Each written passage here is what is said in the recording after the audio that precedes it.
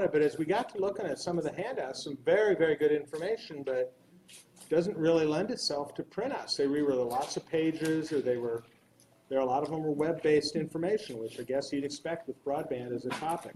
So what we're going to do is anybody who wants the different links that we have to different information, I've got a sign-up sheet with, just put your name and your email, lots of paper, so we're just going to pass that around. Some of you may have seen it already, but if you'd like some information or handouts, then please pass that around. Other question before we get started is Glenn Knox in the room yet? No? All right. Well, he's from the North Carolina Broadband Infrastructure Office. He's going to be sort of our rep for the state.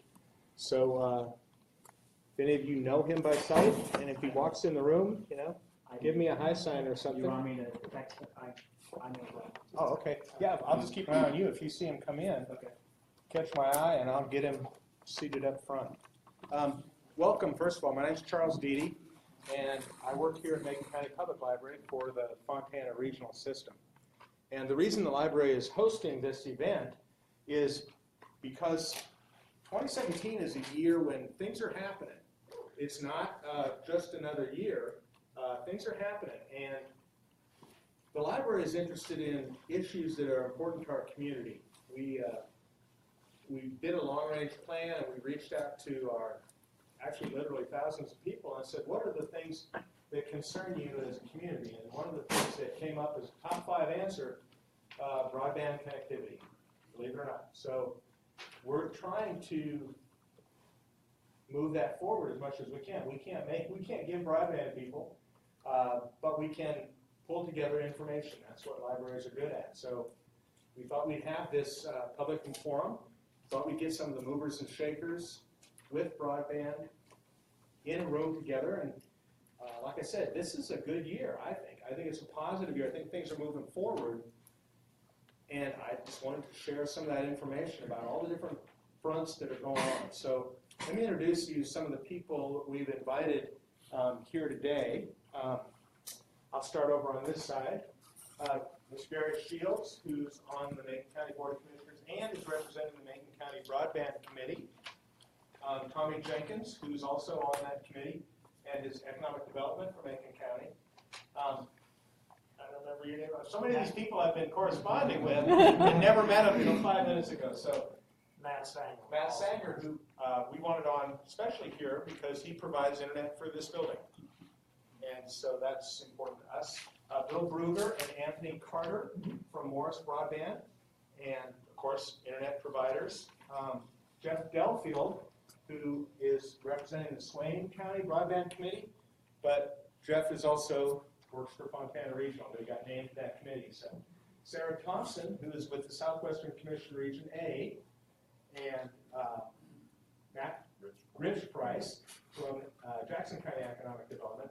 I think when I spoke to you last, you said Jackson County has not yet formed a broadband committee, but there's definitely a lot of stuff happening in Jackson County. We're moving in the right direction. There we go. Joan Mackey with the Holly Springs Community Club. They've done a survey of the community to try and get a handle on some of the needs and wants for broadband. And so I think Joan will be reporting some things from that survey today, which just concluded about 11 days ago. Tony Deakins from the Auto Community Club and Velma Zeke from the Auto Community Club have been very active in trying to get things moving forward for broadband in this area. Travis Lewis, who is for Jackson County Public Library, they provide the internet with Sky-Fi internet. Art Hammer, okay. He is with Skyrunner, as is JJ Boyd. And they're, I don't think you guys are doing anything in this region yet. We're very active. Just a little background on Skyrunner. We're the largest wireless ISP in the state, so we have a lot of presence, and we're working with a lot of power companies and fiber-to-home projects, trying to bring these technologies to people's homes. And Skyrunner is one of the, I think they've been in contact with the community clubs as well, so definitely wanted them invited. So anyway, that's our committee. of people. We're going to give each of them a chance to share, if they want to, about some of the information that a lot of it's happened in the last 6 months. Either the Broadband Committee has been formed at the county level, or there have been surveys or mapping or various things that have, developments that have gone forward. So if Glenn Knox is not here yet, who was our sort of the state representative, I was going to start at his level, but if he comes in, we'll just blend him in. But in the meantime, I'll have Sarah Thompson share about Southwestern Commission Region A and some of the stuff that's been happening in the last 6 months. Sure, you bet. And you're welcome thank you, to Charles. sit. Sure, okay. Good afternoon. I'm Sarah Thompson, the Executive Director of the Southwestern Commission. We are the Council of Governments for the 7 far western counties, so we work with the local governments, counties and towns in the region on a variety of issues. We've been around 50 years, and we've always worked on infrastructure issues. In the past and currently, a lot of those had to do with water and sewer, wastewater, things like that. Broadband is the infrastructure issue of this era, so we are getting thrust into that arena as well. We continuously hear about the need for better broadband in the region. It's the #1 public perception of economic development challenges in the region. So back in February, we convened a group of stakeholders. Some of the folks up here spoke to the group.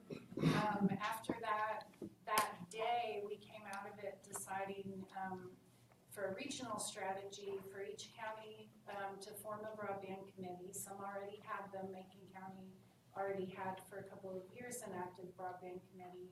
Others are now forming them with the goal and the intention to work as a region to do a broadband assessment and plan. So that's what we're moving forward with. We work as the lead regional agency for the Appalachian Regional Commission, which is a federal agency that provides funding often for things like planning and infrastructure deployment in Appalachia.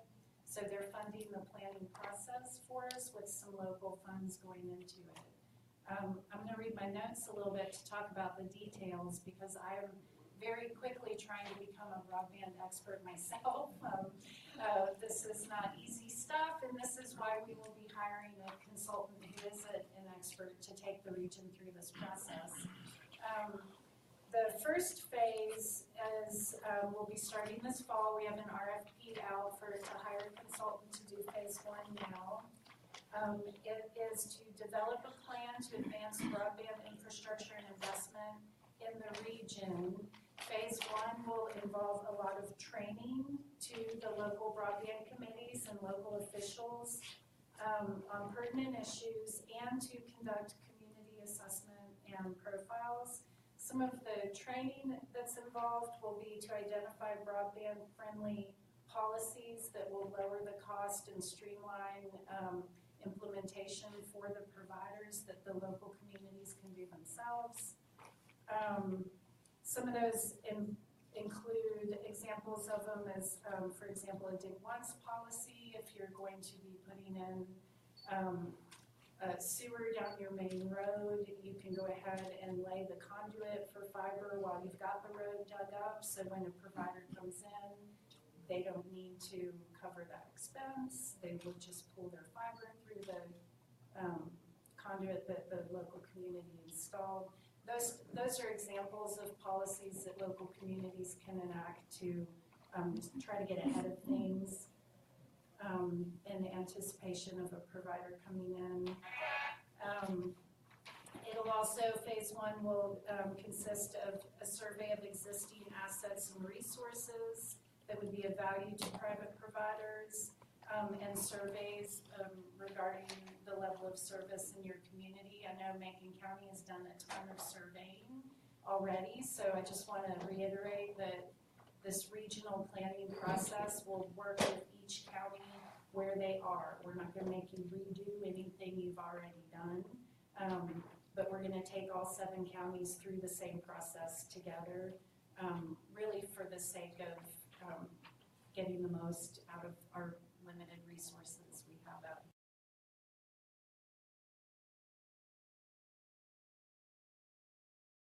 of service.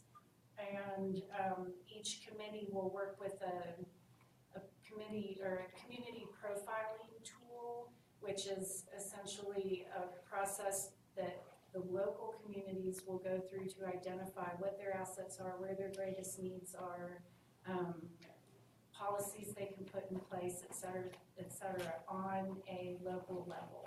We'll all be going through it together as a region. That's phase one. Phase two then takes all the information that we've gathered, all the assets in the region, all of the greatest need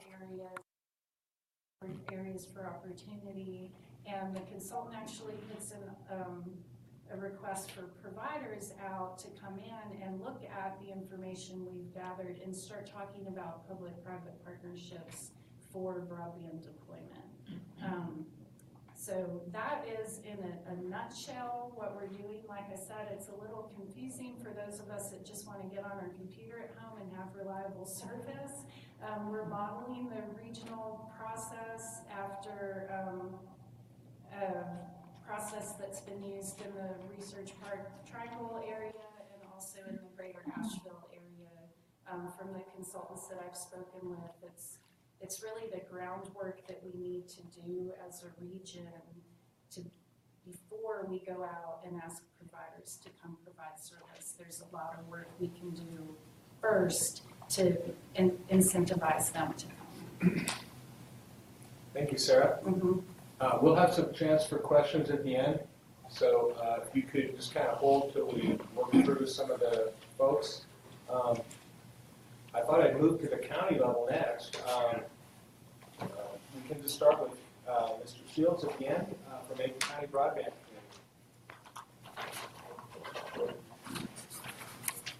Sarah, I want to see you. Oh no.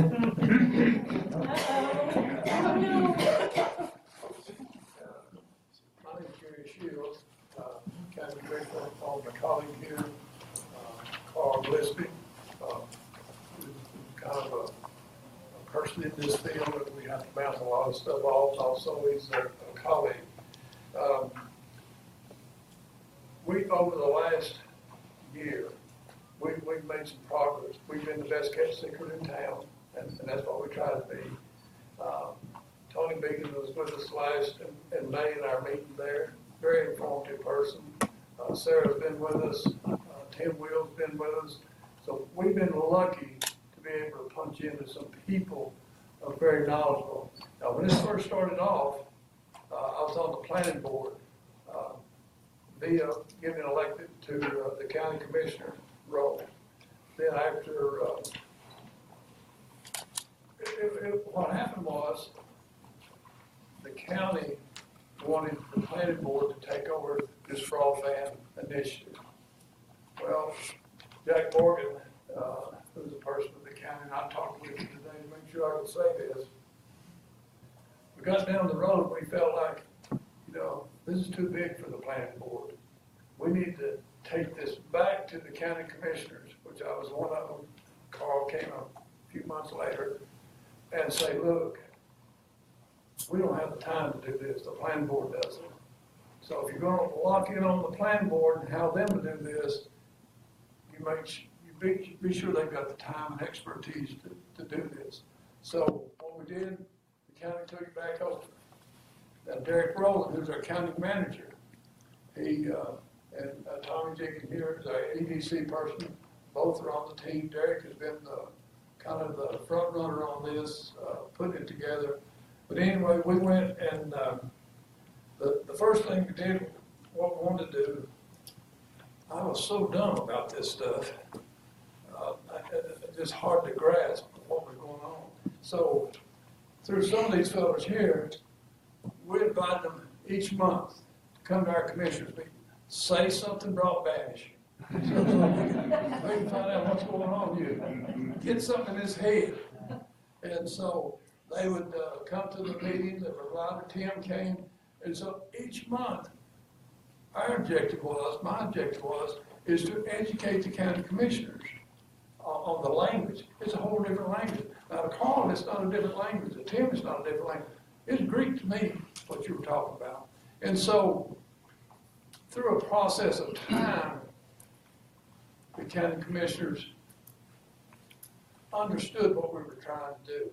And so we got to a place there where Derek and I said, now, we got to come here, we got to find us a team to put together and move this thing to a room where we start condensing this thing down into something real.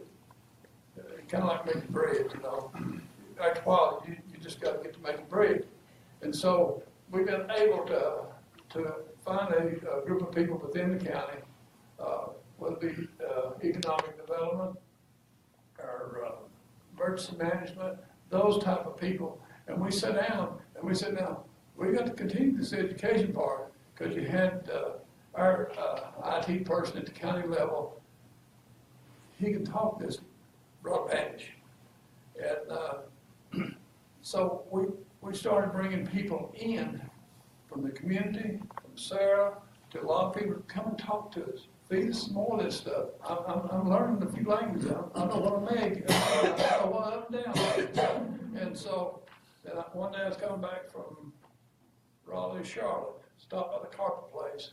We chatted a few minutes, and he knew that fellow would be back. He didn't know how to do the language. I knew what an antenna was. He took it outside and showed me an antenna. But anyway, we've come to the point now, through collecting information and a certain degree of knowledge, we think, Tony, I believe in our last meeting, we think we're ready to move there to phase one. Tony, that about, did you pick that up? You've been to one meeting? We're ready to do that. So the reason I want to say something today is because I want to meet with some people who can guide us into phase one. And I know there's a cost to that. I have no idea what is too high, too low, middle, or what. But we need to be guided into that. So we're ready for it.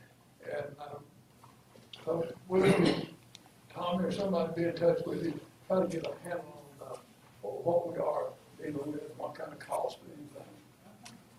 Appreciate it. Tim, it's good to see you. How's your wife doing? Doing fine, sir. Thank you. Sorry I'm late, Principal. Let me say one thing about Tim Will. A lot of you probably know Tim. Tim has been a brain blower of mine for about 6 months. He calls me up and he says, I need to talk to you. I said, well, we go to the East Franklin McDonald's. They find us a table, sit down there, and after a while, I'm just confused. I can't even drink my Coca-Cola. If you want somebody to kind of blow your mind, you sit down with him. He's been in this stuff, I'm going to say, all my life. We're close to the same age. Yeah. But anyway, he's a very knowledgeable person, and I just want to say, thank you, sir. Appreciate you, and I hope your wife's doing fine. Did you want to go to next, Tommy? Or? Yeah, I'll just follow up on a couple of things. Tommy's also on Macon County Broadband.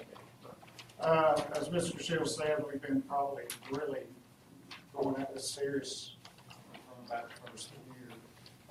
And some outcomes we've had so far. Of course, we did a survey, broadband survey to the school system, to the students that they took home, and then their parents filled out a pretty significant broadband survey to where we could find out where pockets of coverage were and where pockets of coverage aren't. We felt like this was the most cost-efficient way to do it rather than sending out 36,000 questionnaires by the mail. We did around 5,000, something like that, 4,700 surveys. Had a real good response rate. We got about 58% of those back, which is, if you've done surveys, that's significant. So we realize that people are very interested. And of course, in the coming weeks, we will be sharing those with the community as we continue our work. Our beginning work has been basically asset mapping.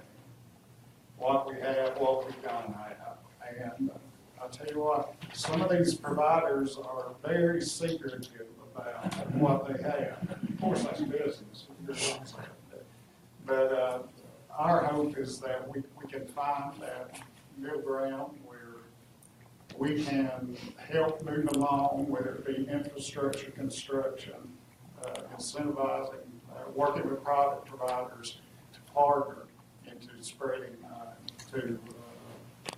broadband throughout the community. And there's some very innovative people in the community already. Tim Wells working with a group at Carter J. Tony Beacons down in Otto with his group. Cowley Scoble is working, has done some work also looking at options. And the overall picture is to tie this together in some sort of coherent strategy. And that's what we're doing. Thank you. And let's move to Swain County, which as a younger committee, it only hasn't been around quite as long as Macon County Broadband Committee, but you want to speak to what they done so One far? thing about our broadband committee, we haven't been together 2 years. It's only been, what, 6 months or I don't know, straight. It was like December, November, December. something? Yeah, something. It seems like it. Seems like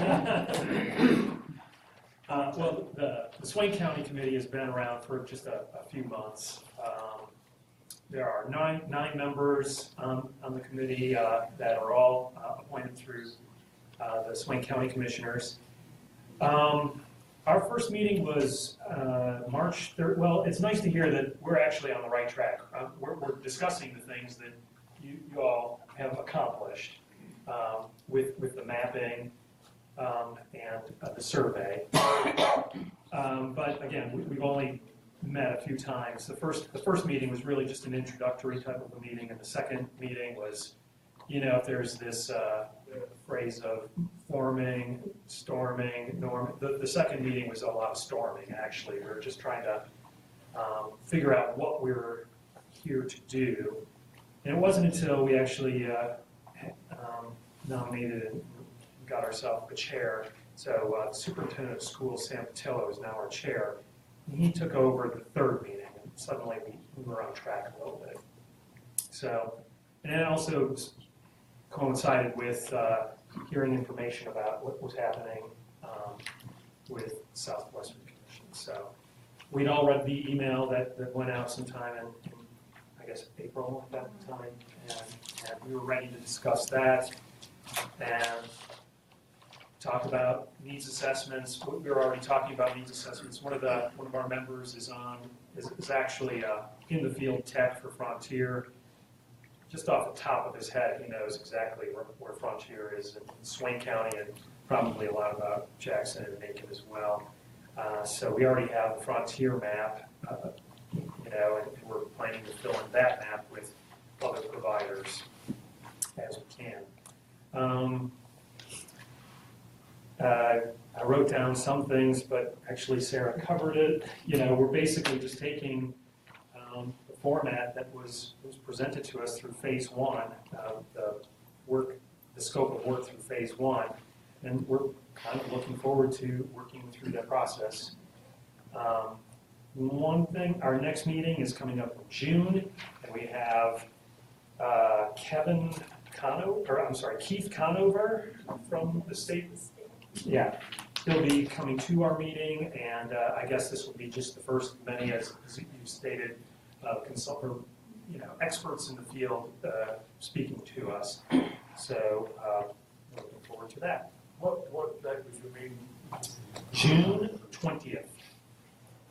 So if he's coming here from the state, some of us could line up with him and you could visit more than just. June, what time you come to you? We're at 6 p.m. Yeah. meeting. We're at 6 p.m. meeting. 6 p.m. In Swain County. The North Carolina Broadband Infrastructure Office, well, I understand it got a lot of its momentum going under the former governor last year, but they've been backed up by the current governor as well. And Keith Conover was going to be here today, but he had a big schedule conflict. He was going to send Glenn Knox, but I think that something got lost there. But yeah, he's very interested. He said, now he is the Western Region representative. I think there's about 27 counties under his purview, about a third of the state.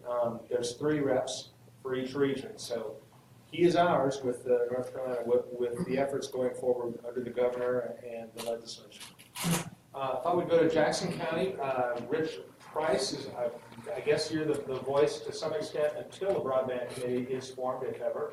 But I know you've got your finger on a lot of the pulse of what's going on in Jackson County in regards to broadband. So if you want to, whatever you care to share. Sure. Well, I think it's safe to say that we're all working towards the same end conclusion. The work may just go in somewhat different fashion. We have not appointed that committee, and in Jackson County we'll reference it as a task force. That actually will be done within the next, the names were just submitted into our county manager today, as a matter of fact.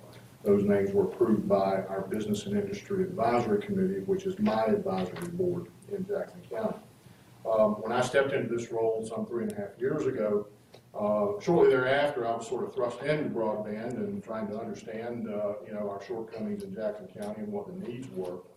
And a couple of things had happened prior to my arrival, several things I should say.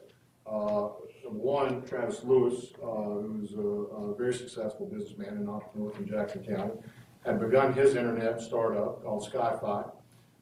And Travis was in negotiation with our airport authority in order to construct a new communication tower on airport authority property that he would use for the transmission of his internet signal. At the same time, I was introduced to Keith Conover. And Keith Conover and our former county manager in Jackson County, Mr. Chuck Wooten, and others had already been in discussions with many of the internet service providers that would serve Jackson County to understand, where our served and underserved communities were, if we were served, were we really served by high-speed internet. And so a lot of work had already been done to the point that there were GIS map layers that were put together that I can pull up today and show the areas in the county which are served by high speed, those that are served by DSL, and those areas that are truly unserved. And so that began discussions sort of a little bit prior, I would say, to our regional conversation with regard to, well, we need to understand what we have to work with.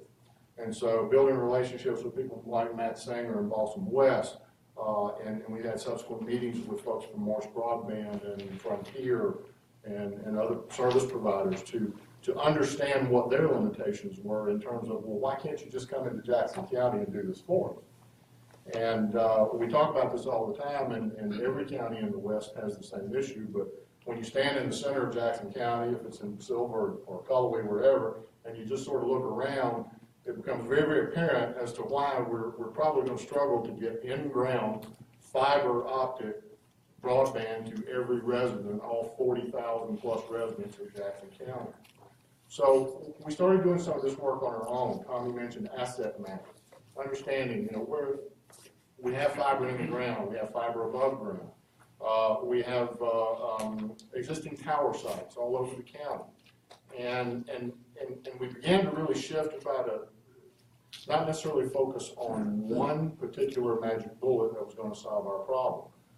We're in agreement in the county that wireless and certainly SkyFi are going to play a significant role in being able to get high-speed internet into as many homes and businesses as we possibly can. But we have a unique opportunity, and I'll mention that briefly. For example, we have a university there that sits in the center of our county that has its own electric distribution system. In fact, they used to make their own electricity years ago. They don't do that any longer. They buy from Duke Energy, but they still have ownership of the electric system, and they serve some 4,000 plus customers outside of the university footprint in what we would call the central portion of Jackson County. And there was discussion at one time about the university potentially selling that system to Duke, because why does a university need to be in the electricity distribution service? But we sat down and started talking about it, and again, Keith Conover came in, and a lot of people that are much more intelligent than I am. And we started talking about, well, how could we use this system that serves these 4,000 customers who are probably in an underserved condition? How can we use that to leverage and get better service into those areas, and maybe do it in a combination of above ground fiber plus wireless application, etc. And so we've attempted to do some of the legwork that you've heard about and will hear about before we put our committee together. And our committee is going to consist of individuals and organizations that have been identified as having some type of resource. In other words, we've purposely kept this away, and I don't mean any respect to any of our elected officials, et cetera, but the hope is we don't want to make this just another political appointed committee. We want to make it a committee that's really got the knowledge to turn it into practical application. And then with our commissioner's blessing, they've agreed that we've identified those stakeholders, or those folks who have resources, the people who have ownership of infrastructure or electrical distribution systems, or those who may have leverage within state government. You put those folks in the room, we hand them the information that's been compiled about here are the assets, here's the surveys that have been completed so we know where and where we don't have service. Now let's get together and really strategically figure out what are we going to do about this. And so that's sort of been our approach thus far in Jackson County. Our committee hopefully will be approved and up and running within the next 30 to 60 days. And I'll add one more plug-in for the regional concept. In conjunction with Region A, the economic developers from the 7 western counties have formed a new marketing arm for economic development called the Mountain West Partnership.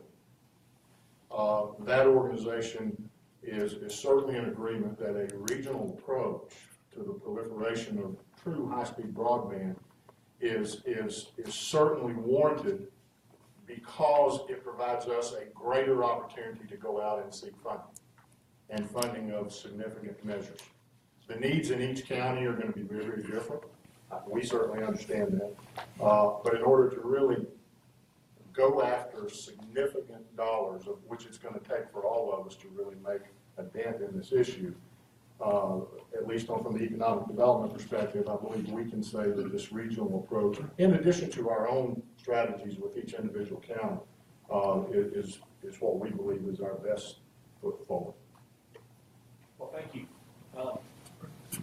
Next, I'd like to invite Joe Mackey to speak for the Holly Springs Community Club. They've also been doing some surveys on broadband availability, and I haven't seen the results from them yet. We don't distribute them out of this building, and I know you did some other sites, but if you'd like to share anything about that survey. Well, we were actually the second community to do a survey, and I apologize for how I sound, but I have bronchial asthma, and as you know, it's crazy right now. Cartooga started the first survey, and we went to a regional meeting last August, and from that meeting, we jumped onto the bandwagon because the Department of Agriculture was working with us. Evidently, in other states, there is a program going on where farmers were the first enrolled with broadband because of all the applications that could be used in cropping. I don't know the results of their survey, but we turned 93 surveys over to them, and then Tim came over and spent some time with us, and we actually drove around and plugged in latitude, longitude to find out what coverage was already here in Macon County. Since then, we spent about 7 days doing that, just seeing where the signal's going, because in our community, there's a lot of concern with Onion Mountain, whether they can get service or not. Well, based on the tower that's in Otto community, 100% coverage, no problems. But we got 135 surveys back on the second phase that we did some knocking on doors, tried to get some letters in the paper. That didn't work, so got on the phone and just started calling people. And people are much more knowledgeable than I realized. Now, when I started in this, I've been frustrated since 1991. I have been a state contractor with the state testing division since January of 1991. I had to drop off in 2005 because Frontier cut off my DSL in Holly Springs. And since 2005, I have not been able to get any type of high speed at all. So I basically lost a fourth of my income from that. We have had people, I'm very active in the community club, we have had people who have moved into Holly Springs over the past 4 years, stayed there 6 months to 2 years, and then leave because they could not have their businesses here and not have good internet coverage. So there's a lot of this going on, but one of the things that I realized quickly after talking to Frontier, when I heard their speech, I realized I needed to know more. When I called the state, they told me that McDowell County and Watauga were the two counties in the state that were already pretty close to 100% coverage. So I took a little trip and went over. McDowell Library, 2:30 in the morning, 30 cars in the parking lot. Kids doing assignments because that's the only way they have any hookup. Come out here after hours. Now that there is a powerful Wi-Fi, the parking lot up to 5 o'clock in the morning, I know. I come out here early sometimes. But the one that interested me the most, because Macon County, the average age is aging quickly. According to the state, the average age in Macon County is now 63. In Watauga, if you are critically homebound and need nursing care, or you need somebody to check your body on a regular basis, they now have a program in place where they can put a computer monitor in the home. They can do blood pressure, they can do sugar, they can do heart monitoring, they can do any type of diabetes monitoring just by dialing the phone and pushing a button. And I looked at that and said, you know, Macon County really needs that. But the second one I ran into is my own. I am now 80% deaf. So if you see me doing this a lot, I read lips. I've been trying to get a cap telephone for the past 2 years. I can't get a cap telephone without a certain amount of internet coverage. So I wonder how many people in Macon County are in that situation, that they are basically cut off from communications because they can't get a cap telephone. So there are some areas that we all need to be aware of what it is. 135 surveys in this second phase, frustration, some ugly comments about observers, surveyors.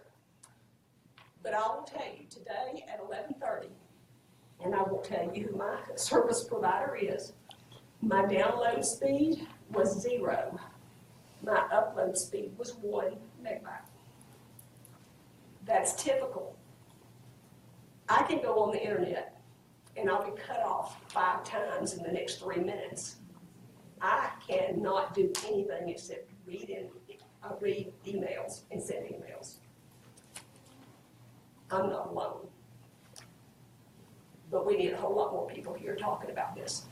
One thing I did do that I have not talked to Mr. Shields about, when I started in this process, I was on the State Employees Credit Union Board. So I approached the board in Raleigh to have it opened so that internet would be considered as a necessary service, so that they would accept possible grants from the counties. I have been told, I do not have it in writing yet, that we can now do that. So that gives us another place to get some money.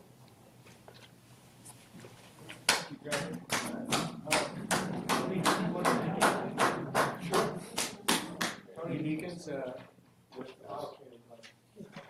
Yeah, Otto is probably the largest community in Macon County in terms of population.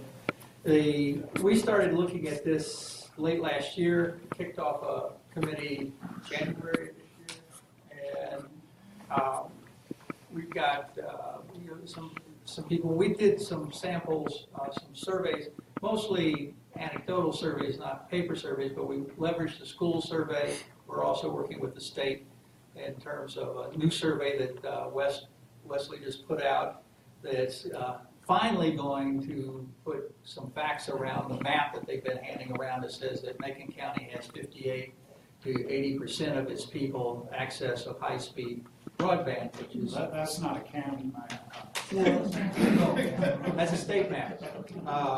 So in any case, we've had some fun with that one. But what got us to doing this, and I just want to keep my notes in front of me so I don't go too far astray here, is we realized that as a community, we had to have the internet if we were going to not just thrive, but to survive. And it wasn't to watch Netflix or do games or anything like that. It was really came down to a matter of business development on one part and public health and safety on the other part. And those are two critical things. So we broke the project into 4 phases. Ours was to find the current state, which is what do we have for assets, resources, who are our friends and who are not our friends, and so forth and so on. And then we wanted a future state to find what it was we really wanted to ask for here. You know, it's nice to write a letter to Santa Claus, but you better be somewhat specific about what kind of toys, or you'd be walking around dressed funny. What we set as our goals is that 85% of our community to have access to a minimum of the current definition of broadband, which is the 25 up, 25 down and 3 up. There's 15% that we know effectively we're not going to get a lot of these people that are off the grid, want to stay off the grid, but nonetheless. We also want whatever we get to be extensible and to be expandable. Extensible meaning that as the population, as the technology moves forward, we can keep up with that technology. I mean, we're talking about, the current definition of broadband being a big deal, and other communities are moving to gigabit service, and that's, maybe someday we'll get there. And of course, to be expandable as we expect the population of the community to grow. And we've had our own kinds of issues in terms of businesses that can't do their business in the area because of the lack of adequate internet, myself included. And the fact that is the population moves more and more to people working at home, remote work and so forth and so on. Well, those people aren't going to stop here. They're certainly not going to buy homes here, but their kids in schools here. What we found in the current state is that we're mostly frontier with some Morse broadband in the Otto area. Roughly 40% of our population does not have internet access of any kind. And the vast majority of the rest of them have something on the order of 2 or 3 megabits down and some fractional data rate up. We've been told by Frontier that service is probably about as good as it's going to get for a long time, and that fiber is when we talk about fiber, it's very expensive to put fiber in the ground because we're mountainous and so forth and so on. And I'll give you a kicker here in a minute on that one. We've talked to EMCs, so we talk about aerial fiber. We talked to Haywood. We've talked to Blue Ridge. We're trying to talk to Habersham, who's pulling gigabit service up into Dillard, Georgia, just south of us. So we're looking at prospective providers. We've talked about wireless in a lot of cases, and there's a role for wireless. We believe that ultimately the technology solution is going to be comprised of fiber plus wireless to a large degree.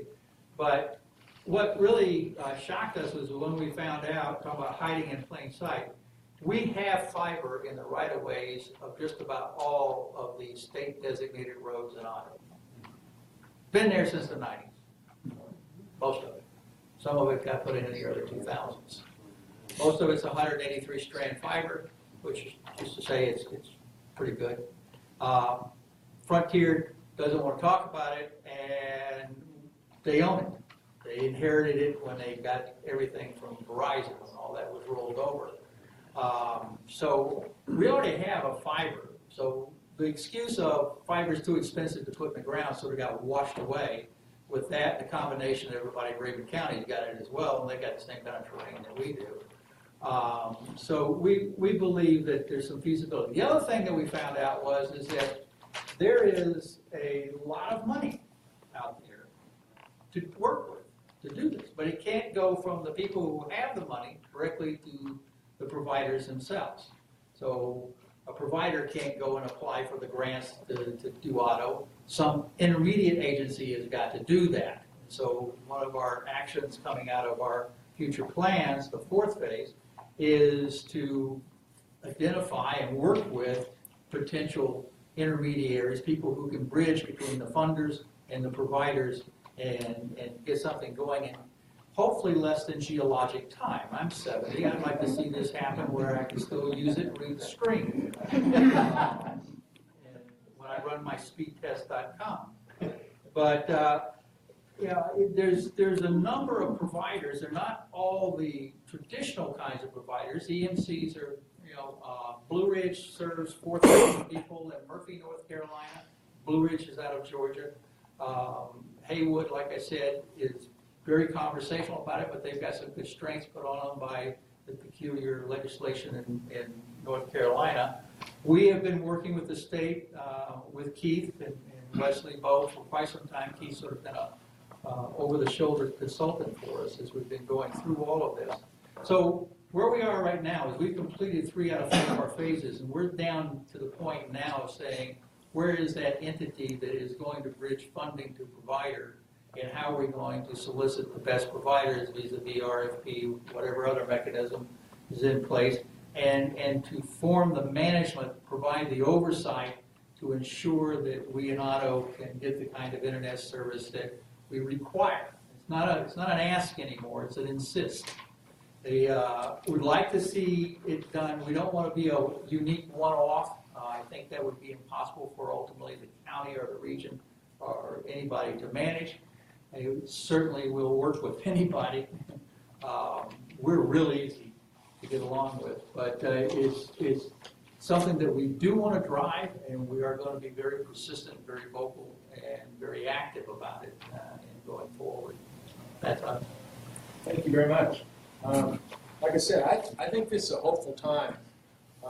Things are happening. There's forces in place represented by these folks here that want to see broadband happen. And that's something I think the audience, the public responses I've gotten to this meeting, and I think everybody in the room would like to see that. I love your goals of 85% of Macon County being able to get broadband, not just internet, not just what is sometimes called high speed, but real, true, current definition broadband.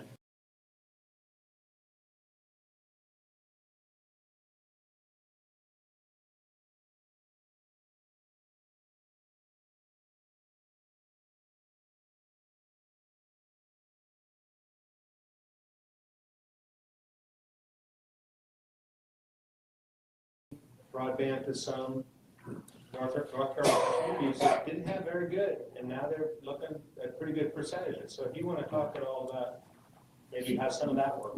I'd love to. Thank you. And thanks for having me. Appreciate it. In 1972, I learned wireless broadband communications in the U.S. Army. I've been in it. I stayed in it until about the year 2003 when I retired, and I became a public high school teacher. And I moved up here to extend that career.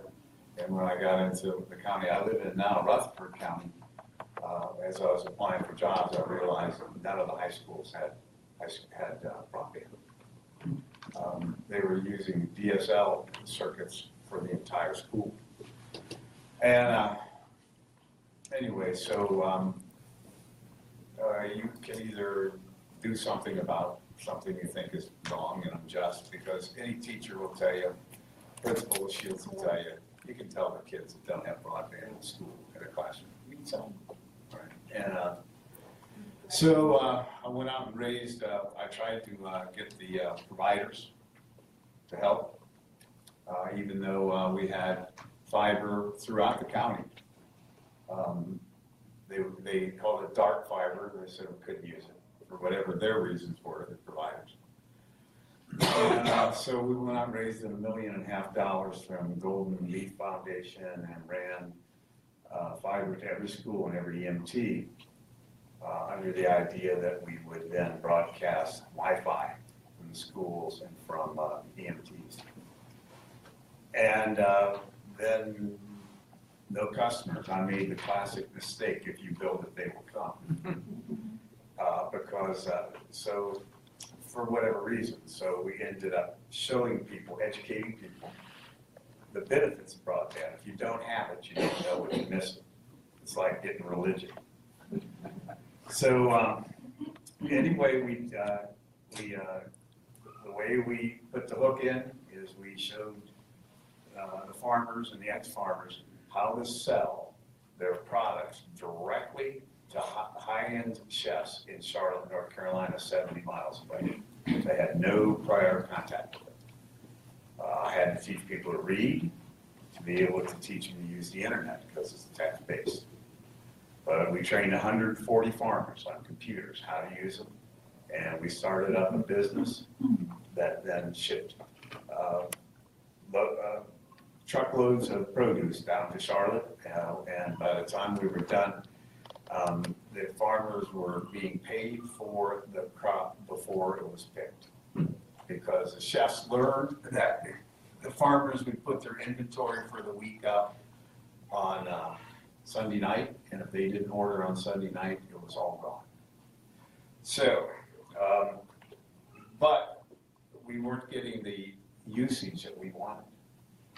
So we went and the president of my board of directors was the head of the water authority, and we put radios from a provider, a wireless provider, that said that he would work with us on water towers.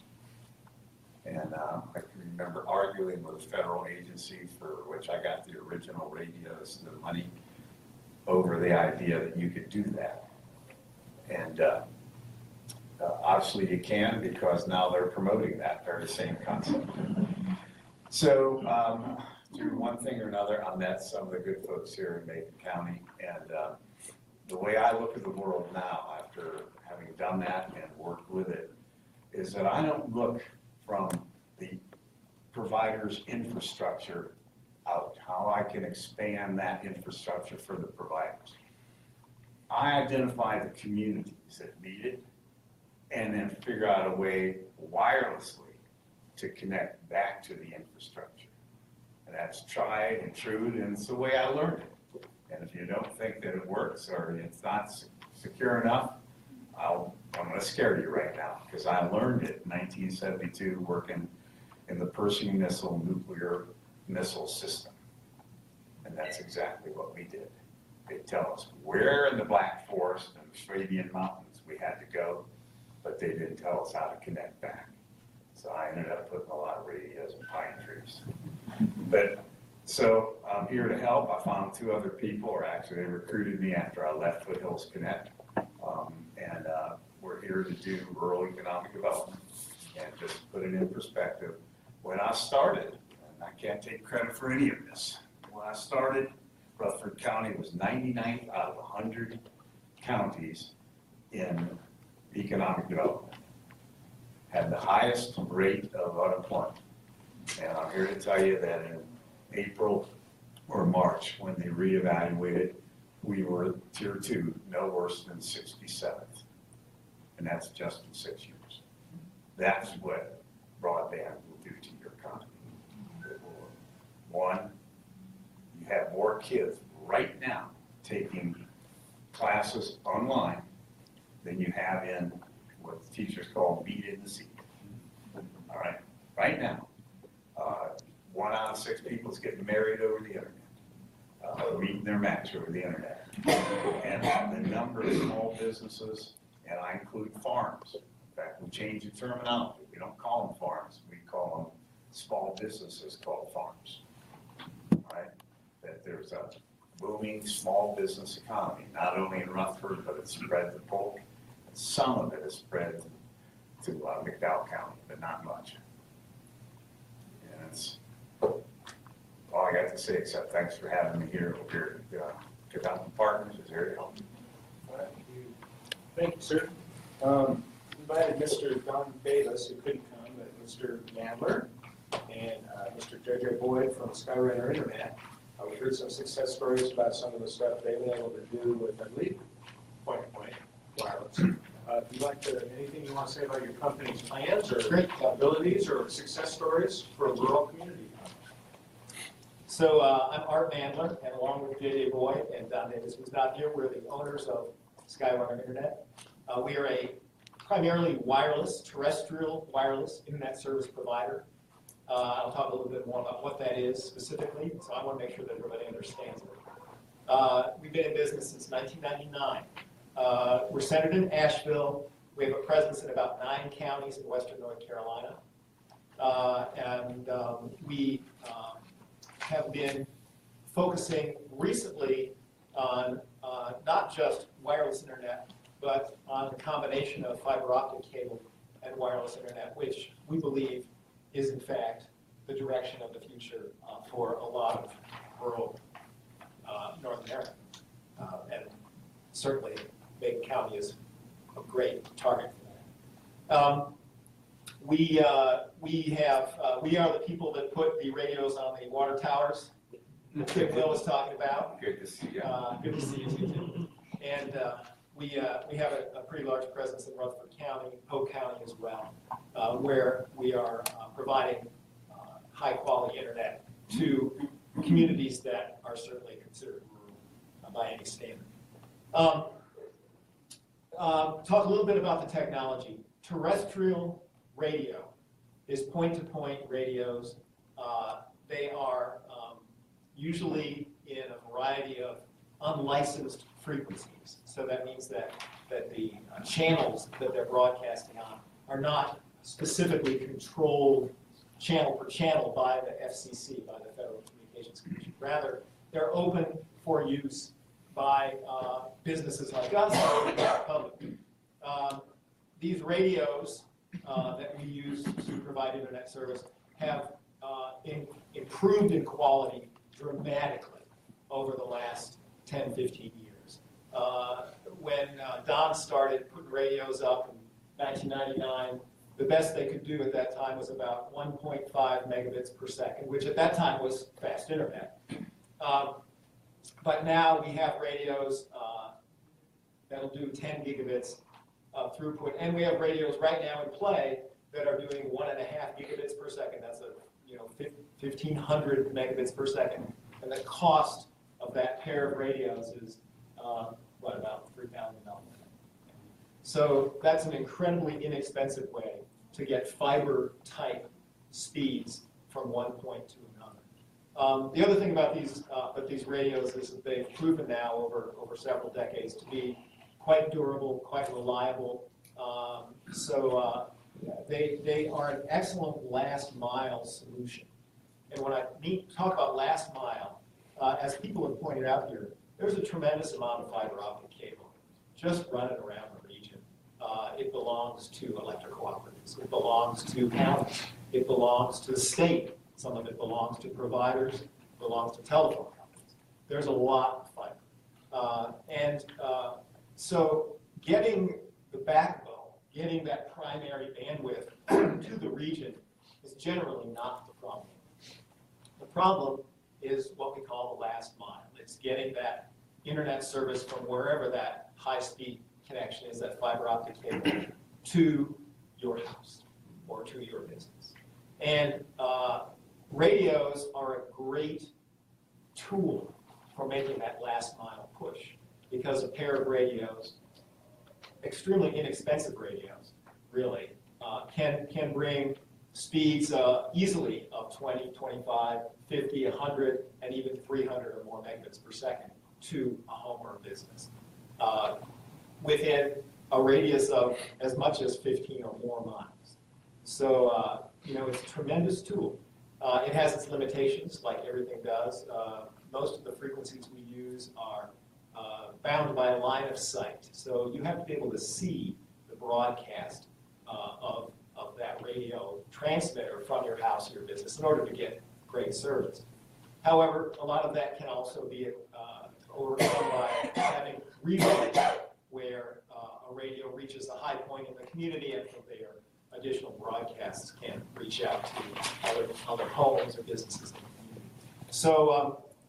So building out this kind of network with a fiber optic backbone and high-speed radio connections, we feel is going to be a very important part of the emerging broadband initiative everywhere in the world, southern United States.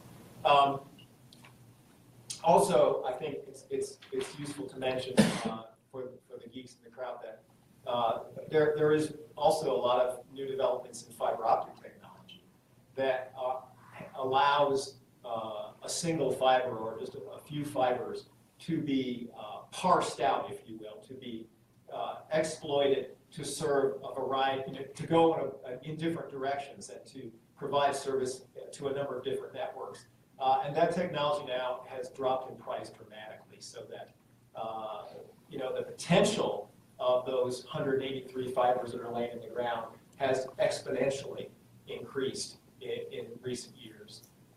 So there's a lot of opportunity, there's a lot of potential, and we're very excited about being a part of it. Just a couple things that we've done recently. Starting in the middle of last year, we built out a approximately 500 home community in the mountains north of Asheville, up in Yancey County, essentially from scratch. So this was a community that did not have significant broadband service. We built it out. We provided a trunk connection to the community, and we are providing 60 megabits per second up and down to every home in the community, and we did that in 7 months. So there's a potential for very quick development to happen with this combination of fiber and radio technology. We're also partnering right now with a rural electric cooperative in the eastern part of the state. We're really excited about this work. Like many electric cooperatives, they have a lot of fiber optic cable running around their counties that they serve, which they put in place in order to monitor their own, their electric substations and their equipment. Well, they looked around and realized that, hey, we've got this resource, what can we do? And again, using new fiber technologies, new radio technologies, we are working on a project with them right now to exploit that fiber optic cable and provide service basically to their entire population of electrical customers.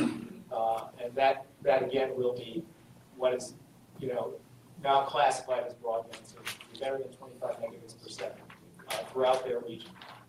And these are communities where they have very, very high percentages of people without any internet service. So we're super excited about that prospect. And have me back next year. I'll tell you how that's all going down. Thank you. I just wanted to echo what Art was saying about the hybrid fiber wireless systems as being the future. As far as our ability to deliver megabits per second to end users from these wireless radios, before we can do that, we have to have access to a fiber optic resource in order. It's like the fire hydrant, on the corner of the street, and then we can use that to spray it out, the radios to spray it out to the homes. With that being said, this type of network lends itself very easily to deploy fiber to the homes if and when it is required.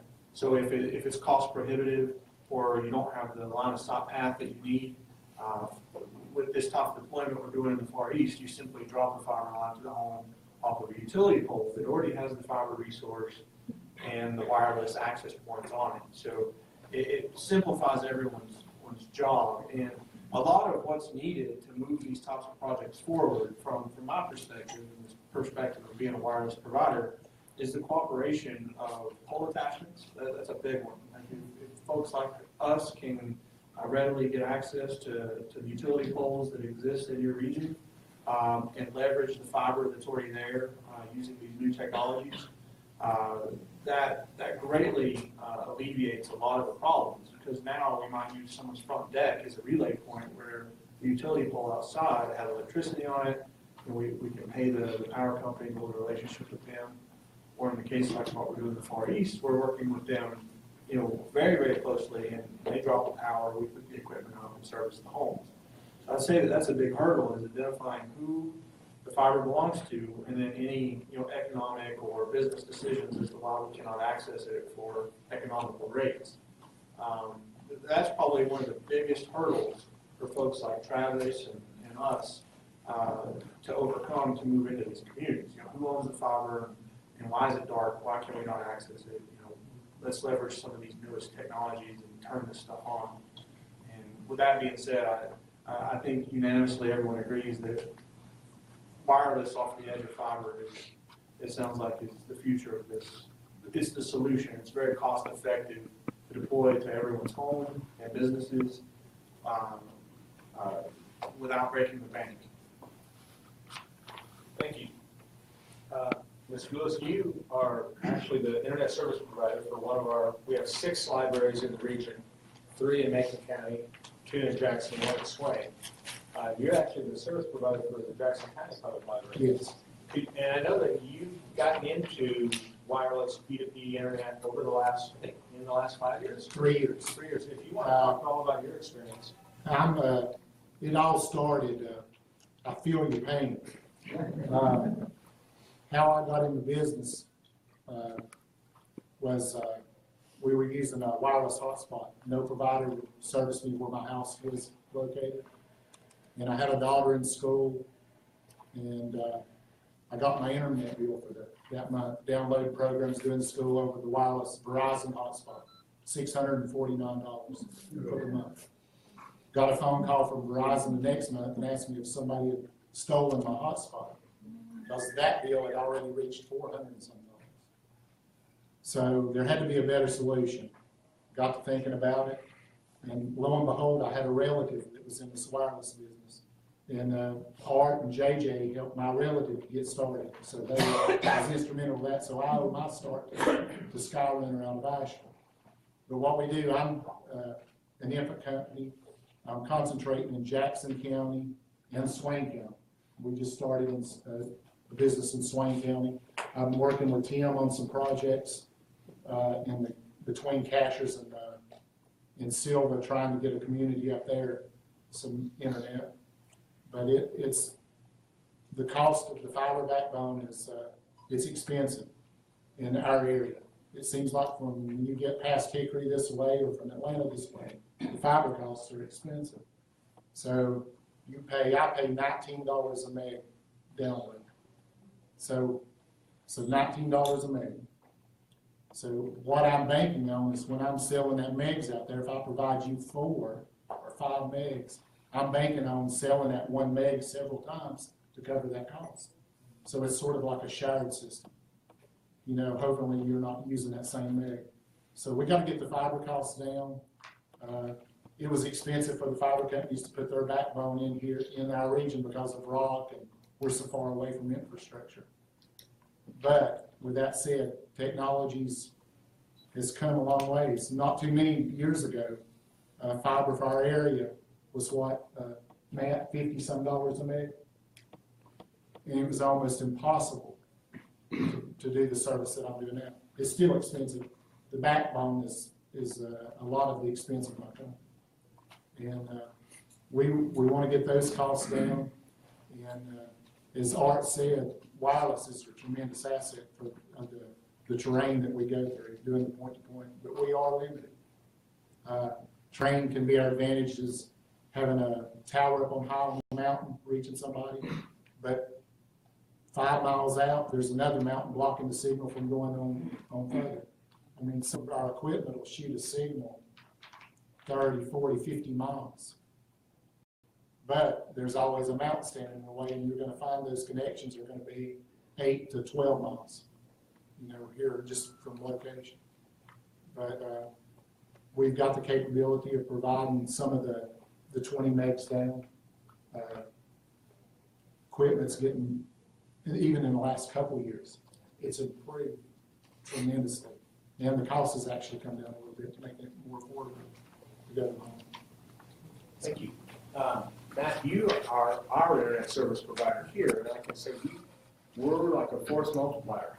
there are people who come into this library and our other libraries, they come in every week, some of them every day, to check their email, and to do some stuff, because what are our download speeds here, John? About 29, 26? Actually, here, 30. 30. Yep. And I think that's speed point from WestNet? Well, that, yeah, the West End, correct, which is So, you want to talk, you want to say anything about it? Yeah, and my name's Matt Sanger from Boston. From Boston. I was Boston West or WestNet? Well, Boston West acquired DNet at the first of the year. We rebranded it WestNet, so we're still going through that integration process. But I started with Boston West 7 years ago, and primarily our focus was commercial. And really, Boston West was created out of survival. Our two partners, Drake Enterprises and the Eastern Band of Cherokee Indians, needed a network that would support their mission-critical applications. And that was really how Boston West came to be. And we're obviously connected with them, multiple hospitals throughout the 7 counties that Sarah represents. We continue to expand the network. Currently the network, which is a ringed self-healing network, and all that really means is in the event that the network is cut, traffic is rerouted, and hence that supports mission-critical applications. We're also connected to 48 public schools, the library system, but I realize for those who aren't getting internet service, that really doesn't mean much to them. And I agree with these guys. I do think that part of the solution is a hybrid solution. What I call the middle mile is in place. It's just getting service from that middle mile out to people that need it. And obviously there are some challenges. I think technology is changing quickly. I'm even seeing technology, or they're talking about technology where you don't necessarily need clear line of sight. And when that comes out, I don't necessarily know, but that may be the solution. Who knows? But I do know technology is changing rapidly and for the better. But to build fiber is very expensive. It's probably cost prohibitive in a sparsely populated area, one from a business standpoint on our side, and I don't think most homeowners would want to pay the cost to build fiber. But we are currently involved in some projects in the region for fiber to the home projects that, when you get a neighborhood that has 400 or 500 homes, you can start to build a business case for those types of applications. Thank you. Anthony and Bill from Morris Broadband. I know that you've been able to deliver some pretty high speeds. Can you talk a little bit about your experience? Absolutely. Morris Broadband has been in operation about 8 years. We took over from MediaCom, we purchased a system from MediaCom. And one of the first things we noticed when able to provide broadband services to this area, Macon and Jackson County, was being able to transport that internet traffic. We wouldn't be able to offer more robust internet service to our customers without that. The internet services, Gold City was our main head-in, and so Macon and Jackson City was fed out of that head-in in Gold City, top of the mountain, right where that ski lift used to be, or that big lift used to be. It sits right out there. So we built, the first thing we did was we built an internet fiber interconnect from Henderson County, through Brevard, up through Cashiers, Highlands, and that area, to connect into Gold City.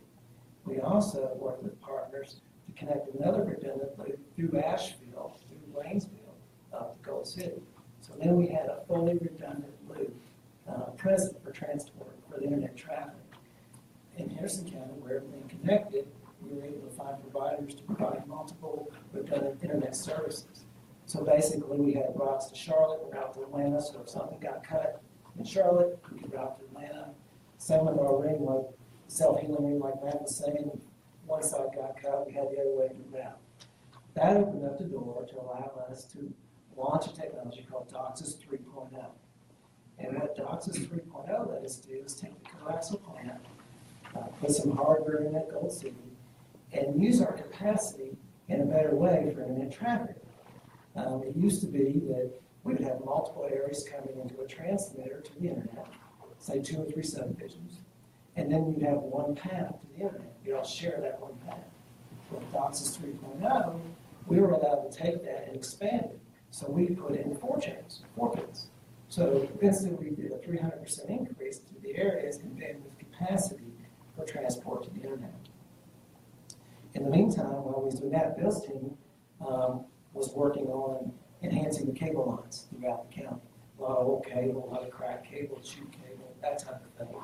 That interfered with a lot of the services. So Bill's team was working on that. Our internet infrastructure team was working on making even further improvements.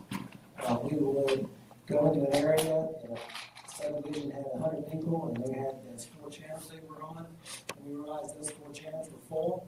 Then we would build another fiber node in and put another transmitter, so then there's 8 channels in that area, so that we can keep up with demand and bandwidth. That has been our biggest challenge as far as broadband in our service area, is keeping up with the demand and bandwidth. As soon as we split an area and divide it out, it gets full again. And then we do it again. In Macon County, we just, in April, we took an area and we divided it, and we got it out to fiber and added 2 more nodes and added, 2 more transmitters, which means we went from 4 channels to 16 channels in an area to load balance on. And that still wasn't enough. So we began looking at our infrastructure and our analog infrastructure. We have 62 analog cable channels. In your cable system, channels are capacity. And so with one analog channel, you can do 12 channels digitally, you can do 3 channels HD, or you can do a path to the internet, a channel to the internet. So we determined that we need to go all digital, an all digital cable TV delivery. So we could deliver those 62 channels with only 7 channels because they were digital. And we can take that 50 channels and start using it in a coax plant. That's where we are right now. That's our process right now. We're moving to an all-digital platform so that we can take those channels and we can use them for transport for our internet product. Years ago, when we did the 4 channels per area, we launched 25 down through Macon. We did the 50 meg and the 100 meg service. When we get done, we're instantly going to change every area that has 4 channels to 16 channels. So a 300% backbone increase. We've also invested in DOCSIS 3.1 technology, which allows you to even do more channels to that. So anybody, once we get done with the all-digital launch, everybody will go from 1 channel to 4 channels to 16 channels to load balance on. With DOCSIS 3.1, we'll be putting 2 channels. So you've got 100 people that were sharing 1 channel, now they're sharing 32 channels. So that opens the door for higher speeds via the coax plant. It offers where we can increase our standard speeds. Our goal is to 25 meg down 3 meg to be the standard speed, not the 10 meg that we do now. This service will also allow us to offer 300 to 400 meg services on the coax plant because we have that open capacity that we have on the system. The technology is there to take the coaxial plant and use it even as high as 1 gig. So that's what we're focused on. We have a coaxial infrastructure in place. And we can take that and make it completely robust for our current customer base and make it available and robust so that we can begin connecting new customers to it. We also have a robust fiber infrastructure here. We just launched a new version of our fiber product where we can take 1 fiber and do multiple gig connections. We've got multiple gig customers now, business customers with that. And it's the same service that can be used for fiber to the home as well. We're also looking at a greenfield possibility of putting fiber into an apartment complex and co-locating so that we have fiber to every apartment complex. But we're really focusing on the coaxial infrastructure, so that's what we have in place, and making that robust so we can offer the higher speeds and the higher standard speeds. I think the one thing that we've all seen is that the demand for broadband is certainly existent, and it's not a staff thing. The demand today, which is, I think, fairly widespread, is not going to be the demand tomorrow. It's growing. People really want, as Tim said, once you've seen it and been able to see what you can do, you're not very happy with, anything less. I'd like to have just the last few minutes open to any questions for anybody. We've got a lot of expertise represented by these folks, so feel free. I also want to tell you that, again, we are live streaming this on Facebook. That'll be linked from our library Facebook site. Bobby Coggins with Macon Media is making a video, and so there'll hopefully be some record for people that wanted to come and couldn't come. And we're going to provide some links to anybody who signed up on our sheet for some of the information. That sheet that might have got stalled down there, but if you haven't had a chance to sign it yet, you can always come up and do it afterwards, and I'll hand it out to you now. And yeah, let the questions start. I'm Ross Ramsey. I live in Hickory Knoll across from Otto. We moved in about 4 years ago. My son works from home. We pay exorbitant prices to the cell phone people to be able to have internet. We were told when we moved in there was DSL in the house, and there was. But when we transitioned and bought the house, the DSL provider said it's bad. We don't want to support you anymore. So they got rid of it. And so we've had to work our way around. When I spoke to an internet provider that does radio solutions in town, they said that there was a plan that they would put some sort of a radio tower out in the Otto area. And I was excited because I know that works. But about a year later when I called back, they said, well, there was some resistance to putting towers or some infrastructure. We didn't want to be hanging stuff all over the place because we like the way it looks here. So I got the impression it was the government was somewhere involved in saying, no, we're not going to do that. We don't. There was even some, this is hearsay, and I apologize for not having my facts, but it goes back as far as the Atlanta Olympics. They wanted to put up towers and infrastructure, and the people said, no, we don't want to put that up in our landscape or anything else. So my question, I don't know if anybody can address it or not, is do we have government support here? And are we going to be able to hang stuff off the towers? I'll jump in first, and then maybe you could speak to it more locally. You absolutely have local government support. I think that the debate over towers in the mountains goes back to when cell phones first came out, and change is difficult, but we make that change, and then we wonder what we did without it. So I think that although there are discussions, and I was on the Jackson County Planning Board when we revised the tower ordinance, and there's a lot of discussion about aesthetics, but not a single person on that board or on the county board that we were working for did not want them. It's just a process that the counties want to make sure they go through properly.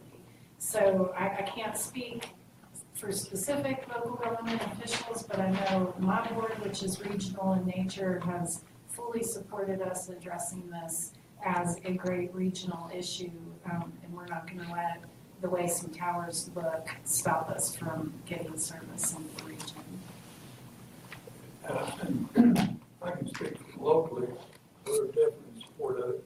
I'd like to ask the gentleman over there, I didn't know you could camouflage a tower so easy. Can you share some of the camouflage? So one of the things I like to say about wireless ISPs, and if anybody's working on wireless ISP or been around at all, we're scrappy. And what I mean by that is we put antennas on decks, we conceal them behind facades. If there's a place for an antenna that will service someone and it's a useful place, we execute an installation there, and we call those relays. And we can, we have to be careful with these because it's sometimes on residential homes, and when it burns down, or we've had these things happen to us, so we're very keenly aware of what the applications are. But as far as camouflaging towers, it's a very simple process. And on top of that, the tower is like Skyrunner would deploy, or Skyfi, or any of the other wireless, if Morris starts doing some wireless. But these are spindly towers across the tree line, the way that we deploy them. They're hard to be seen. Like, unless you just get out your, not even binoculars, get out your telescope and are looking for the equipment, you can't see it. It's just floating right above the trees. And we've worked in different counties. In Macon County, they have registry shop ordinances, and so we've learned the do's and don'ts. And so, as far as getting the equipment in place, a big part of it is organizing the community, like the folks that you live around. If you can pool those folks together and get them to contact folks like Skyfi or Skyrunner or Morris Broadband or any of the providers that are represented here today, that's a big part of it. We have to know that there's interest. Like, not just, oh yeah, I want it, but real interest. Like, bring us into your community, feed us barbecue and let us know that there's some interest there. And then we collect names, and then once we get that, we start coming up with a plan.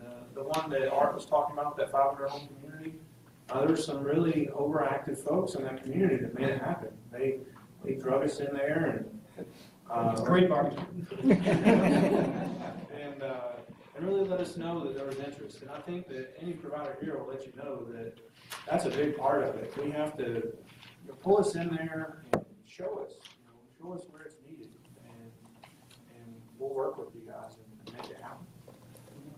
What's the biggest obstacle for getting broadband in Macon County? Right. For us, I'd say the mountains and trying to penetrate, trying to maneuver around so you can get access. Am I right? So it's technical investment. Yeah. I mean, if our 7 western counties have 200,000 people in them, a big provider can reach that many people in a couple blocks in a big city. You know what I mean? So we have to keep that in mind, that just making the business case for a road that has 4 homes and a mile on it. I think, and I can't remember if it was a discussion with Morris Broadband in Jackson County. And something sticks in my head that to make the case for new infrastructure into a particular community or something, and please correct me if I'm wrong, but it was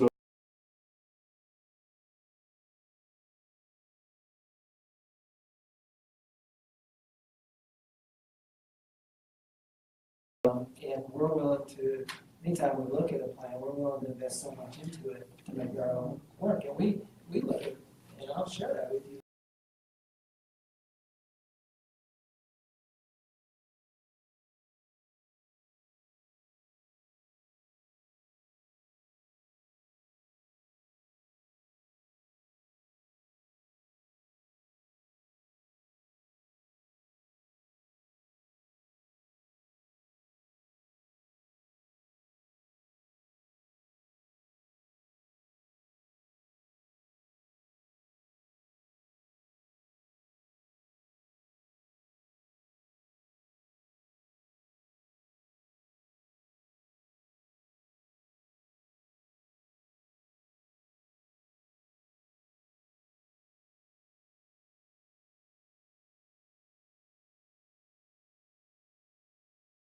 Names. I mean, we have a condo association that was wanting broadband. Very easy for us to build to. We had to go through a subdivision. We were going to provide service to this subdivision. We had one homeowner refuse to let us cross their property. Any homeowners associations that can obtain right-of-ways for us help us out quite a bit. We dealt with this for over 2 years. This condo association went without service for 2 years. Half of the condos have almost died. They can't sell. We finally obtained the right-of-ways we needed. We had both homeowners associations helping us. But once in a while, those things like that hold us up. There's people out there that just don't want technology for some reason. And it's a very simple solution. And if we'd have had right-of-way, we'd have been in there 2 years ago. Do we have the internet service to Franklin? And is it distributing it from like downtown Franklin? Or is the problem getting the service to Franklin? Actually, the main track, and there's plenty of access. Where you run into is probably parts of the middle mile and the last mile. Yeah, The last half mile. Yeah, the last half mile. I like to say the last quarter mile. Well, probably over here is the last mile. Yeah, it's the last half mile. We have really good middle mile fiber in this region. For a rural region, we're very fortunate in that regard. And the fact that our schools all have fiber to them and healthcare and the fiber we have in the ground is significant for how rural we are, but it was not built to go to the home. And that's this last mile, quarter mile discussion. Yeah, I would like to expand on what she's saying on the last mile, quarter mile, and there, it was mentioned earlier, the Golden Leaf Foundation. I encourage you to go online, look it up. It's MCNC or Golden Leaf. There's a fiber loop that runs around the entire, circumference of the state. It was put in, I believe, correct me guys if I'm wrong, but with tobacco money, after the lawsuit. So that's why we're sitting on such a resource. And many folks, probably Morris, some of the ERC, Bolson West, they tap into that. And there's these lease programs where you can tap into this. And that's a big part of the reason that we're in good shape in regards to middle and middle mile fiber, as it's called. But what's really useful is, organizing the community and taking, I think you mentioned the ARC grants earlier. We worked with the ARC in another county, and those are definitely vehicles that can get service to your homes. And they have to have, a recipient. In the case of, the other county we're working with, it's the county that received it and then transmits it to us when we need certain milestones. And I believe there's ARC monies available in Macon. Well, I think, and this might be a rich question, but it seems like I read something from the Broadband Infrastructure Office about some grants that are being made available, and Jackson County might be up for a couple. We have made application through an interview. My office has done quite a bit of work for funding that would go to assist Sky-Fi for equipment purchases. We originally went after funding for additional towers. Back to the discussion about the towers, not only locally but at the federal level, that can get a little dicey with environmental concerns. So we restructured that and we modeled it after a grant that I believe was successful down in Florida. That was, I think, that was you guys. And we found a nonprofit organization that agreed to be the fiscal agent for this application. And we feel strongly, we have not got that award, but we feel strongly that we've made a pretty significant business case that we can increase high-speed connectivity exponentially. And also with the current setup that Sky-Fi is utilizing, we can demonstrate that there are a couple of existing tower locations or towers that will be constructed that could also provide service into our neighboring counties of Macon and Swain, if that was something that wanted to happen. And typically those funding agencies like it when it's going to benefit as many people as is absolutely possible. So I don't have final award of that, but we're certainly very hopeful that within the coming months we'll have smiles on their faces that will help Sky-Fi out tremendously. Kurt? Yeah, Charles, we've heard a tremendous amount of information from a lot of very smart people. I'm sure some competing interests as well. How do we take everything that has been said here and move it to the next step to actually move forward to providing service to the people that want it? What's the answer to that? What's the major goal? I think from our standpoint, I think I said when I stood here, we'll get a Sarah. There's a phase that you got to go through. I feel like we're ready for phase one. Tony, do you feel like? At least, but phase one should happen fairly quickly. Right. We are ready for that. I need to make a connection with her and get that moved. Essentially, the way I is there's a lot of unknowns right now, and there's a lot of moving parts. Some laws are changing, funding streams are becoming available that didn't used to exist. In order to be ready for opportunities, we have to be planned, and that's what we're doing as a region.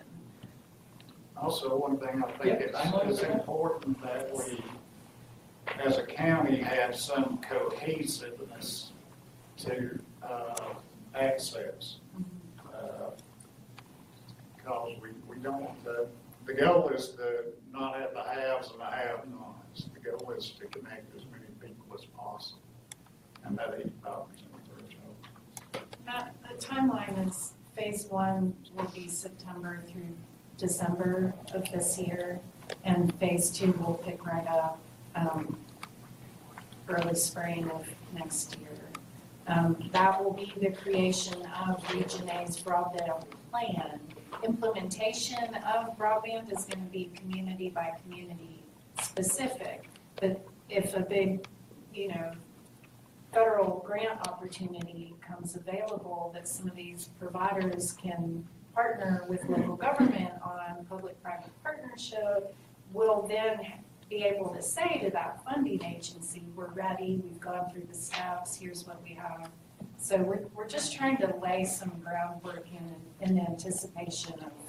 Your grant resources aren't just governmental though. I mean, you got Google, you've got Amazon, you've got Citrix, Anyway, there's a number of private entities out there that are pouring vast amounts of money into the world because they want the markets, content providers. Which is why we're going to work with consultants who are experts in the field, so that I get out of my. I'm a government person. I work for local, state, and federal government. The consultants and experts and private providers themselves are much more in touch with the entire world and movement of where broadband is going, and that's who we're going to tap into to work in this region. And I would add to that, I don't think the community efforts, municipality, municipal efforts, county efforts, I don't think they're mutually exclusive from a regional level. And so, for example, in Jackson County, my goal is to continue working on sort of multiple fronts that we're currently undertaking, but also to do the behind-the-scenes work to get us ready to bring the relevant information for Jackson County to the regional table, so that when the time comes for larger funding, we're there in a relevant part of the discussion. And I think that's the key point to the regional process is let's all make sure that we get this work done and the groundwork done, so that when and if the time comes, that we can move regionally to get funding and to get assistance from whomever it may be, that we're certainly positioned well to do so. So Sarah, you mentioned phase 1, September through December, phase 2. How, in terms of months, portions of years, how far away are we from getting an actual product? Well, this process from start to finish will be a year, but like Rich said, I can't overpromise. This process is to not for the region to go in and implement broadband in every little community. It's for the region to work with experts to educate each community's broadband committee on their specific community opportunities and get them ready to go out and talk to providers and have something to offer. I think the consultant factor is where I feel like our need is in Macon County. We need somebody that can help out. I saw a young man there with no shirt on. I guess I just want to share my opinion that, however you get it done, getting it done would be fantastic. The shorter the time, the better. You guys described something like, why are you not here right now? You want some barbecue? Forest Broadband. All right. Forest Broadband, I called you. It sounds like you service like 20% of the area, so it's great that you're expanding the bandwidth for those people. I don't know if I'm ever going to see you. DNET, same thing. I called you, can I get the fixed point wireless? You're like, oh, we tried to put up a tower in Auto, but it didn't happen for whatever reason. And I'm like, well, when is it gonna happen? Is it ever gonna happen? The guy I talked to seemed like he was not optimistic. No one called me back. No one sent anyone out to the site. So as far as I can see, the existing businesses are not serving the area. So either, you know, you do that, or the government steps in and gives you the stick or the carrot to do so. Well, I think one thing that's happening with the increased demand is what I call disruption. And there's several disruptors here on this front row. Who, you know, the wireless, Tim, you're the original disruptor. You saw me for something you went out and done. And I think that these guys are going out and making something happen. So we're not going to wait. We're going to make something happen. We're going to pull the rest, everybody else into the game. Otherwise, you know, you get left behind. So, you know, this is a good thing with disruption. What community do you live in? Auto. I got 1.5 megabit DSL. I work remotely. It's a nightmare. I may have to move. I can say we need to wrap this up. There's time for a couple more questions. People have had their hand up for a while, and then I'll start with Tim if you can. What's just a really quick comment? We've had a community calling up for Cartuga Shade where we went, we signed up, I believe it's now 50 people willing to pay $45 a month for broadband. We have a site where most of the houses can see on a knob, and for lack of, I'd say $10,000 for an antenna, we haven't been able to move forward. Now we're moving forward. We'll do big sales, but it's working within the community. I will just tell you. Right, and if it's going to happen, it's going to happen at the community level. We have a representative from our community club here. You know, get in touch. They got things moving. They've made contacts. They know what they want, and so I would say start at the local level, right where you're at, where you don't have broadband and you want it. Find some of these people that are also going, yeah, we really need it, and we'll lay hopefully the groundwork, and Region A and the counties can do the work that needs to be done so that the service providers can provide service. A couple more questions, then we'll call it quits. You two had your hands up the longest. Sorry. What do you think my chances are of getting the same deal as the food line people got? I don't know. You don't know anything about that? They got the best service in the United States. And they're in North Carolina. They built their own. There's some legal barriers to communities building their own too. Questions here? I got late last month, Frontier put out a press release about the Connect America Fund and how they're getting money for that. Yeah. And they had 4 communities listed there that they're going to start their investments in to bring them up to a minimum of 10 megabit for all customers and faster if they could do it. And that was Franklin, Cashers, Cherokee, and Hayesville. And I'm wondering, for the county people here, is there any talks with Frontier about that to make sure that they're being held accountable for that and pursuing that, and any hurdles they may have? Because I believe they have to lay on copper in the communities, and then all new fiber up to their boxes. First I heard it. That's what I've been finding out. I'm aware that there have been locations in Jackson County and also on the Claw Mountain that have received some improved service with regard to Connect America funds. I would term those improvements as welcome, but limited. Yeah. And I am not aware that there will be additional funding anytime in the foreseeable future to expand that service. Fundamentally, I am one of those customers who is a Verizon DSL customer. I live less than a mile from one of those critical services that Matt was speaking about. In fact, I used to be employed for that organization. And I can also probably throw a baseball to hit where the fiber runs under the ground. But yet from Frontier DSL, I am a 1.5 3 down and 0.5 up customer in a fairly large subdivision. So I feel you, thank you. All right, last question. Thanks for your patience. Jim Hunter, I live in the auto community on Heritage Mountain with Jack Brugg back there. First of all, kudos really in my case to Morris. We screamed and squeaked the wheel a lot after you bought MediaCom. We had underground cable.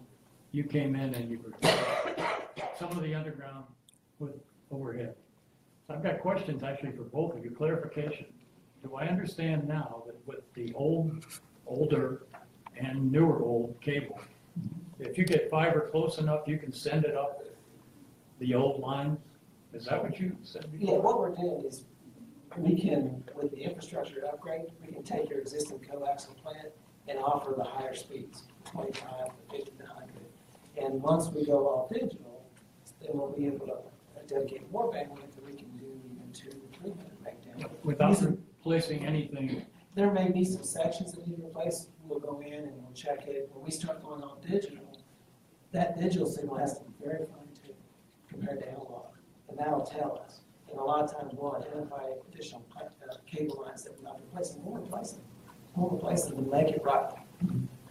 What they said before with all the new nodes and everything, and I don't know if you all are aware of it, we're at the end of the line down there, and overutilization was a big issue. I watch baseball games and hockey and stop action, but you've got it now, so it's 10 to 12 reliable. I hardly have any stoppages also. Kudos, and I appreciate it.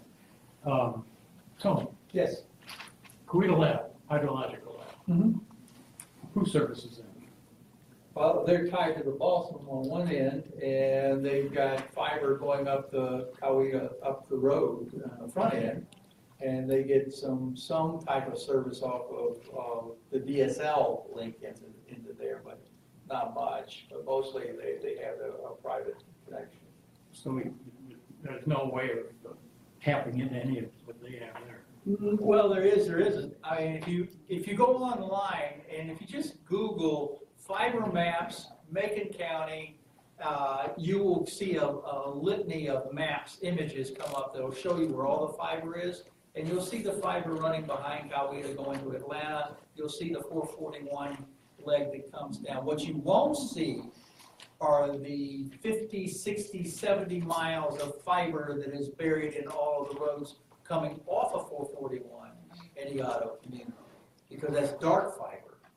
And, you know, I hear this conversation about, you know, it costs so much to put it in there. Well, evidently somebody didn't think it cost too much to put it in there because they put it in there and never used it. So, you know, it sort of throws me on the wrong track. But nonetheless, you can find where all this fiber is just simply going out there. The state site, NC, has got some maps. One other finishing question to that. What are the drawbacks of talking about Haversham into Dillard? Is it state line issues to bring that over? No. It's an economic issue, and we're trying to talk to them. Yeah. Well, thank you all for coming, and thank my invitees for coming.